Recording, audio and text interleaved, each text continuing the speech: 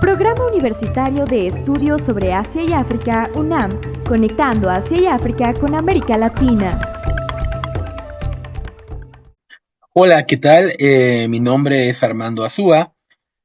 Soy doctor en historia y profesor del Departamento de Historia de la Universidad Iberoamericana de la Ciudad de México, donde, bueno, ya desde hace algún tiempo me he encargado de los cursos, de las materias vinculadas con la historia de Asia del Este, China, Japón y Corea, con un mayor énfasis en la península coreana.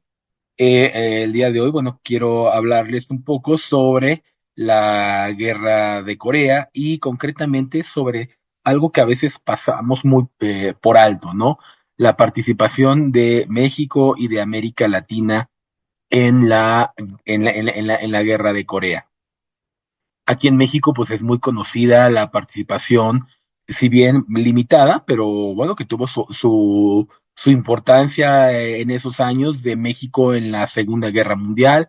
Todo mundo recuerda y ubica el episodio del envío del Escuadrón 201 que combatió en las Filipinas contra los japoneses. Y bueno, pensamos que bueno, es la última gran guerra internacional en la que participó nuestro país. Podemos decir que en el sentido de participación como un Estado nacional, como una soberanía, pues sí, es la última donde México intervino de manera directa, pero esto está muy lejos de la realidad. En realidad, México ha participado en muchos otros conflictos, diría en muchos otros conflictos, eh, pero de manera indirecta. Y el caso de la guerra de Corea no es la excepción y diría que quizás es una de las participaciones mexicanas más destacadas, sobre todo en el número de eh, compatriotas involucrados en este conflicto. Lo mismo vamos a ver en Vietnam, en la guerra del Golfo, y podríamos decir que prácticamente, y aquí quizá ustedes ya empiezan a darse cuenta de por dónde va la situación, prácticamente en todos los conflictos y todas las guerras en las que han participado los Estados Unidos desde la Segunda Guerra Mundial, pues ha habido mexicanos involucrados. Y esto pues es cierto. O sea, los mexicanos han participado como parte de las Fuerzas Armadas de los Estados Unidos. En el caso concreto de la Guerra de Corea, estamos hablando de la participación de más de 100,000 mexicanos. Es decir, no es nada despreciable la participación mexicana. Ahora explicaré un poco más adelante por qué van estos mexicanos a la guerra de Corea. Pero no es la única participación latinoamericana. Otro país también participó en la guerra de Corea y de manera mucho más abierta, mucho más clara. Es el caso de Colombia. Si Colombia envía un contingente, en números son menos los colombianos que van, pero van bajo su bandera, dentro de una fuerza expedicionaria compuesta tanto por el ejército de tierra, así hay un número importante de soldados colombianos que se van a integrar a las fuerzas de las Naciones Unidas en la guerra de Corea, y también a través de su marina, con algunos barcos patrulleros que van a estar pues justamente vigilando las costas eh, de la, de la península. En este caso es muy diferente a la participación mexicana porque aquí sí es el propio Estado, el propio país, el que, el que participa de manera directa. Ahora, ¿por qué fue Colombia y por qué no fue México? Bueno, vamos a empezar por este punto. La participación de los países de América Latina se da en el marco de todo el sistema interamericano de defensa establecido desde la Segunda Guerra Mundial. En la Segunda Guerra Mundial, cuando está la amenaza de la llegada del desembarco de fuerzas del eje en el continente, se van a firmar una serie de acuerdos, de tratados que comprometen a todos los países del continente en la seguridad hemisférica, la seguridad del continente americano. Y todos los países se comprometen a cooperar en esta defensa. Justamente durante la Segunda Guerra Mundial, la participación de México con el Escuadrón 201 y de Brasil con un importante contingente de infantería que peleó en la campaña de Italia, pues se dan en este marco, ¿no? O sea, ¿por qué fuimos los mexicanos a combatir en Filipinas, bueno, porque era parte de la defensa de los valores y de la seguridad del propio continente. Lo mismo justamente argumentan las fuerzas brasileñas. Eh, no se sabía, obviamente, cuando se firman estos tratados cuánto tiempo puede durar el conflicto, y se le pide a otros países de la región que empiecen a prepararse también con miras a enviar fuerzas. ¿Sí? Si la guerra se hubiera prolongado más tiempo, sobre todo en el Pacífico, después de que las hostilidades terminaron en Europa, pues probablemente otros países también se habrían visto en la necesidad de mandar fuerzas un tanto simbólicas, pero que bueno, en su conjunto pues ya podían ayudar algo al esfuerzo bélico. Claro, también todos los países del continente no solamente iban a mandar armas o soldados, sino también iban a cooperar con materias primas. México también fue muy importante en la Segunda Guerra Mundial en este sentido. Recordemos que el petróleo mexicano aquí sí estuvo presente en todos los frentes de la Segunda Guerra Mundial. Colombia era justamente uno de los países que estaba a punto de enviar tropas a la Segunda Guerra Mundial, pero afortunadamente la guerra terminó y no fue necesario. Sin embargo, los tratados firmados con motivo de la Segunda Guerra Mundial subsistieron. La idea de la seguridad hemisférica frente a cualquier amenaza que pudiera venir desde fuera, ¿sí? Cualquier ideología extraña a la naturaleza americana, que ese era uno de los principios de los acuerdos que firmaron, eh, pues era algo latente y podía ocurrir en cualquier momento. Primero fue el fascismo, el nazifascismo, pero después queda claro, a partir del fin de la Segunda Guerra Mundial y el inicio, la previsualización de lo que será la Guerra Fría, pues que esta nueva amenaza extracontinental ajena a la forma de pensar del continente es el comunismo. Entonces, bueno, pasan 10 años, se va configurando todo este nuevo mundo de la Guerra Fría, y cuando en 1950 inicia la Guerra de Corea, eh, pues este tratado, estos tratados, el Tratado Interamericano de Asistencia Recíproca, el Tratado de Río, en fin, todos estos mecanismos de defensa regional, pues se vuelven a invocar y se activan. Cuando en 1950 eh, la República de Corea, es decir, Corea del Sur, solicita a las Naciones Unidas auxilio frente a lo que considera una agresión por parte de su vecino comunista, que además no es reconocido por la ONU convoca a los países miembros para prestar auxilio a Corea, y Estados Unidos, invocando justamente estos tratados, pide nuevamente su ayuda a América Latina. Y en este caso, pues el país que estaba ya casi listo 5 años antes para ir al conflicto, pues va a ser Colombia y va a mandar. De hecho, a Colombia acababa de comprar, bueno, en el 45, unos barcos, que dicen, bueno, estos barcos son de lo mejor que hay en la región en este momento, pues que se vayan a Corea, ¿no? Entonces mandan estos barcos que se estuvieron rotando, no se quedaron todo el tiempo ahí, iban y venían, obviamente cambiando la tripulación, etcétera. Y como les digo, también una fuerza importante de tierra. La participación colombiana en el campo de operaciones, en el escenario de la guerra, es importante, es limitada porque obviamente no es el contingente más grande, es mediano, ¿no? Tampoco pensemos que es algo totalmente simbólico. Y tiene participación en algunas batallas de cierto renombre. Muchas veces se dice un poco que el ejército colombiano es el único ejército latinoamericano que se ha enfrentado cara a cara en una batalla con los chinos. Esto es totalmente cierto, claro, en el contexto de esta coalición de las Naciones Unidas. Eh, y bueno, al final, pues bueno, con el fin de la guerra, pues estas fuerzas colombianas tendrán que regresar y van a tener, yo creo que un impacto muy grande a nivel de la historia militar del país, porque los militares que se formaron en la guerra de Corea, justamente con las doctrinas norteamericanas, porque aunque iban bajo la bandera de la ONU, los comandantes y todo la planeación, la estrategia, la disciplina era impuesta por los norteamericanos que estaban al frente de este contingente, pues se va a transmitir y podríamos decir, a conformar el núcleo duro de la de las Fuerzas Armadas colombianas en los años posteriores. Muchos de los militares que iban con rangos medios, en el futuro alcanzaron rangos muy altos, ¿no? Haber ido a Corea, que además, les digo, no fueron poquitos, fueron un número importante, se convirtió en un fuerte promotor de carreras militares. También ya años después, cuando en este país de Sudamérica vamos a ver los problemas derivados de las guerrillas, etcétera, vamos a ver que justamente estos militares que iban en puestos de mando operativo, es decir, mando en combate en Corea, pues para los años 60, 70, pues ya van a ser altos mandos del ejército colombiano. Este es quizá el caso más claro y evidente de la participación latinoamericana en la guerra de Corea.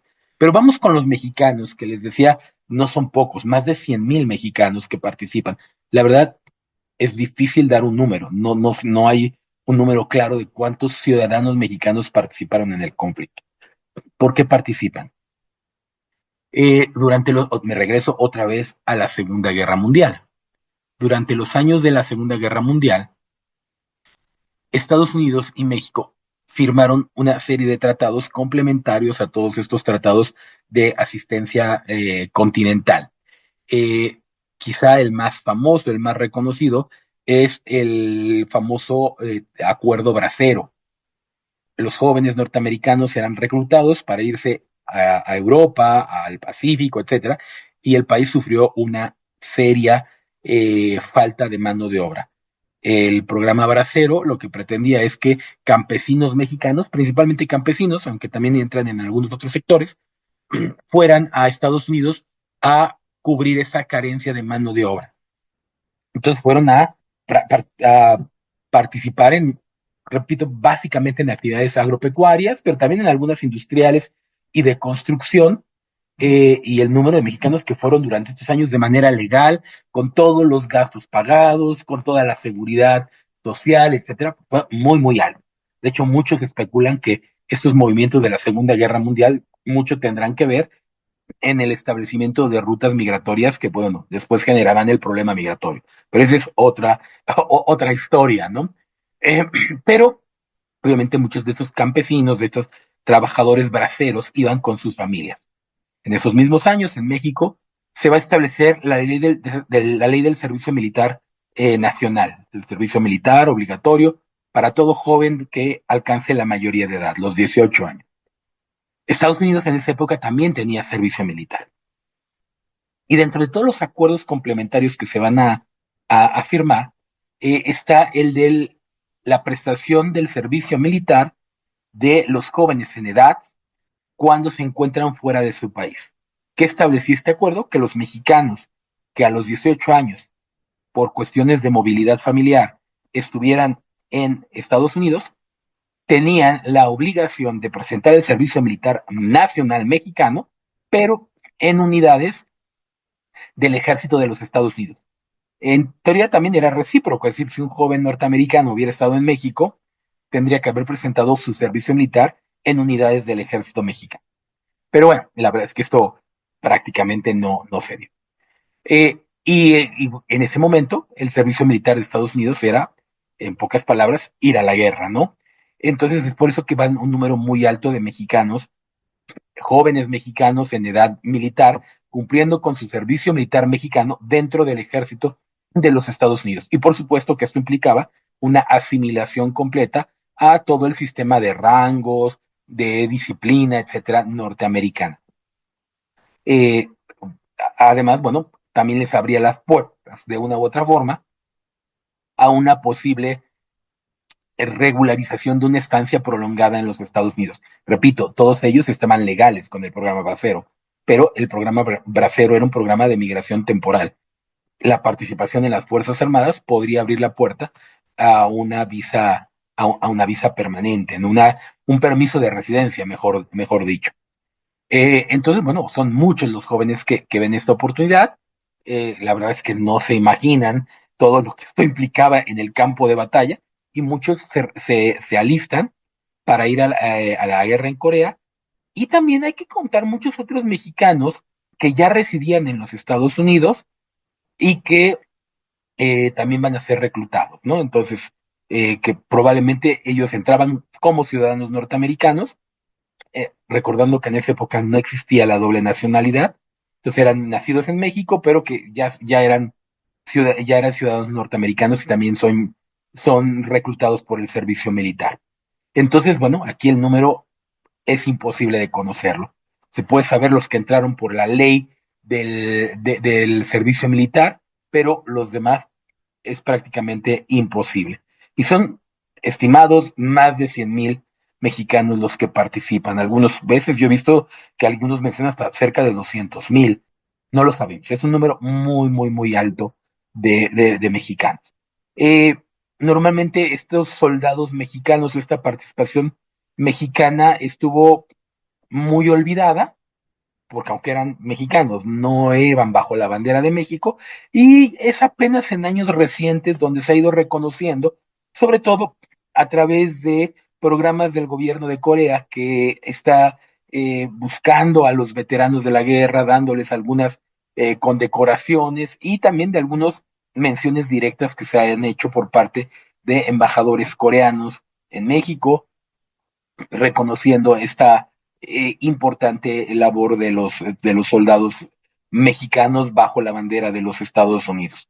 Entonces, bueno, aquí ya quedan claros dos ejemplos claros de la participación latinoamericana durante durante la guerra de Corea.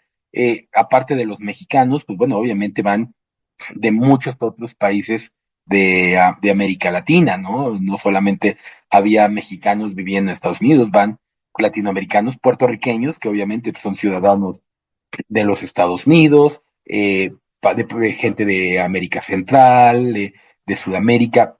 O sea, la participación en este sentido latinoamericana es mucho más amplia de lo que normalmente se nos registra y se nos menciona en las narraciones. Pero esta participación no se limita al tema de la participación directa militar. También, como parte de este sistema interamericano de asistencia recíproca, de defensa, como parte del esfuerzo de las Naciones Unidas, eh, también muchos países de América Latina van a participar enviando ayuda de alguna otra forma, ayuda económica, ayuda militar, van médicos militares de algunos otros países latinoamericanos, eh, y bueno, esto está registrado, está consignado y que queda prueba de todo ello, ¿no? Por ejemplo, en el caso de México, que repito, no va directamente a través de soldados, pues bueno, pero sí hay envío de ayuda económica y ayuda médica de manera directa, no con médicos, sino en dinero y en especie, ¿no? Medicamentos, todo esto queda perfectamente consignado. Entonces, bueno, aquí vemos que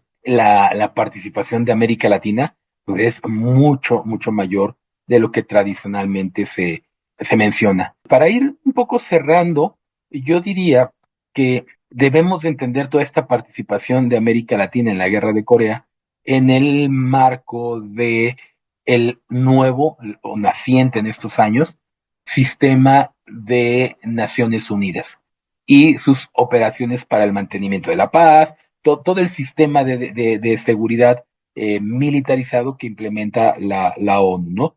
Donde, pues bueno, hace mucho más fácil el compromiso y la participación de países que no están en condiciones de enviar soldados. Es difícil mandar un contingente militar.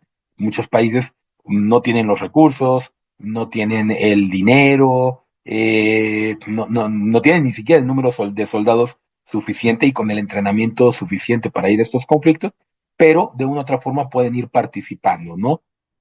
Económicamente, con asistencia, con inteligencia, con muchas otras cosas se puede participar. El caso de la guerra de Corea, podemos decir que fue uno de los primeros grandes experimentos y quizá el mayor experimento de una participación de las Naciones Unidas en un conflicto armado. Después vendrán otros conflictos, ¿no? Eh, pero la guerra de Corea dio un gran ejemplo de cómo se podían coordinar estos esfuerzos. Hoy en día, pues ya los países latinoamericanos participan de manera más regular en estos esfuerzos, mandan a sus soldados, etcétera, pero pues, la guerra de Corea fue como el gran experimento, cómo bajo la bandera de la ONU se podía participar. Y aquí América Latina encajaba mucho mejor. ¿Qué beneficios, si es que le podemos decir así, daba esta participación a los países latinoamericanos, en el caso de Corea concretamente a Colombia y bueno, y más adelante en otros conflictos a otros países?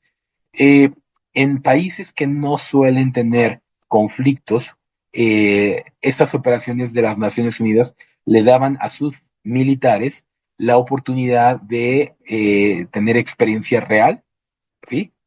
En otro lugar, de experimentar condiciones reales de guerra sin tener que tenerla en casa, ¿no? Entonces, pues, en pocas palabras, se aprovechó para estos países como una escuela para que sus militares estuvieran preparados eh, sin necesidad de tener un conflicto en casa. Por eso mismo les digo, muchos de los militares colombianos que en los años 50 eran mandos medios, pues después su carrera se catapultó hasta convertirse en los altos mandos de las Fuerzas Armadas de ese país. Y en el caso de México, yo diría que más bien, pues bueno, dio oportunidad a muchos mexicanos de regularizarse en los Estados Unidos, creo que lo más importante. Algunos sí se quedaron en las Fuerzas Armadas norteamericanas, no muchos, pero alguno que otro lo hizo.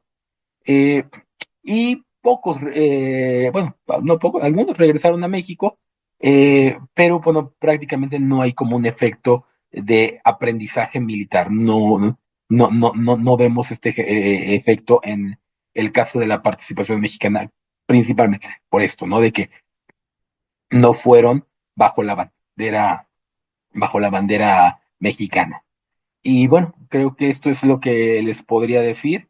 Nada más queda el no olvidar, pues que también en esta primera gran guerra de la Guerra Fría, pues América Latina también estuvo presente, ¿sí? Y claro, no haciendo una apología del conflicto, sino más bien hablando de la realidad de este entorno conflictivo que se vivió durante la Guerra Fría y que, bueno, sigue existiendo en el mundo. Bien, muchas gracias. Espero que sea de su interés esta breve conversación. Podcast dirigido y producido por el Programa Universitario de Estudios sobre Asia y África de la UNAM. Dirección académica, Alicia Girón. Dirección ejecutiva y técnica, José Luis Maya. Producción técnica, Gabriela Gallegos. Las opiniones expresadas por los autores no necesariamente reflejan la postura de este podcast.